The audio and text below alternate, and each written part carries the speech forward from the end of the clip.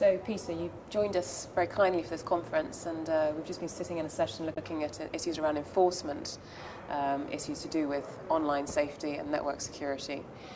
You presented quite a positive presentation, it seemed to me, that you're quite optimistic about the capacity for us to enforce within existing legislative frameworks these sort of crimes. Why are you so optimistic about this? Well, there's good fundamental legislative basis for the governance of cyberspace, and I look to the Council of Europe Cybercrime Convention as a model. It's been signed by a number of nations, and it served as a model for take-up by nations that haven't signed it. And so that's very encouraging. It provides a fundamental platform for both the substantive criminal law and criminal procedure law that is step one, basically, in providing for a secure cyberspace. Because the critic or the cynic has often said that particularly that Council of Europe legislation is actually largely symbolic. Would you agree with that, or do you think it has actually led to some practical? No, it does provide a fundamental platform of harmonization, which is terribly important given the borderless nature of cyberspace and the fact that so many crimes can be committed from one jurisdiction against targets in another. And in order to bring offenders to justice in the nation where individuals or systems have been victimized, the offense has to be an offense in the nation where the acts originated. And so here you need what they call dual criminality. And the Council of Europe Cybercrime Convention provides a fundamental basis for that. Okay. Are there any particular sorts of cybercrime which are still very difficult to prosecute, or are they all equally supported by this platform legislation? No, there are some difficulties. Let me start with the successes first, I suppose. There have been some very successful investigations arising from offenses relating to online child pornography and internet piracy.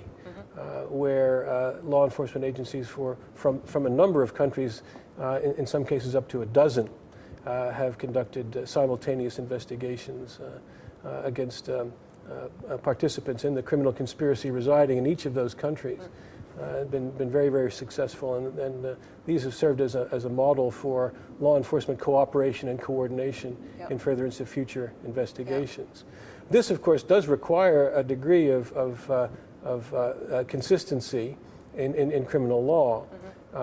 While this applies in some areas such as piracy and child pornography, it does not extend to other areas, particularly those of content regulation.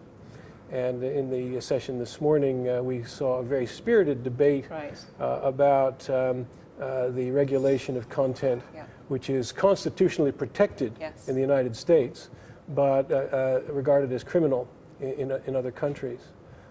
Having just come from Poland and having visited Auschwitz about 10 days ago, I can appreciate how a number of European nations would want to criminalize neo-Nazi propaganda, for example.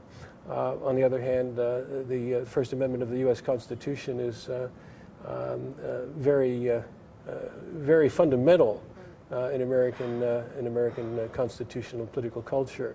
And so you've got a fundamental conflict there. Right. And as was pointed out this morning, you're clearly not going to change that overnight. But I thought it was interesting that people were looking to non-constitutional changes, looking, for example, at contract law, perhaps, as a way forward. That's something that really intrigues me, and I always look for market solutions to problems. In terms of information security, there are literally billions of dollars to be made by entrepreneurs who can design and market security technology to allow people to benefit from all the advantages that digital technology provides us without suffering the downside risks that criminal exploitation of digital technology provides. So I'm hopeful that market solutions will emerge that can allow a win-win situation there. Yeah. No, I think I'd like to see that too. So I'd also just like to ask you, if I may, what have been the sort of 2 or 3 most interesting points or themes or suggestions in the conference so far from from your particular perspective, perhaps? Well, from my particular perspective, the fact that crime follows opportunity, Right. and that criminals will look to new applications and new technologies and seek to exploit them criminally. I was intrigued yesterday at the discussion that some types of security software may actually provide a vector for the dissemination of malicious code. Yep. Yep. That was intriguing, and adverse unintended consequences Right. of various interventions, both state, private, and commercial, always intrigued me, and it's something we should always keep an eye open for. Yeah. Okay, that's fantastic. Thank you very much, Thank you. Peter.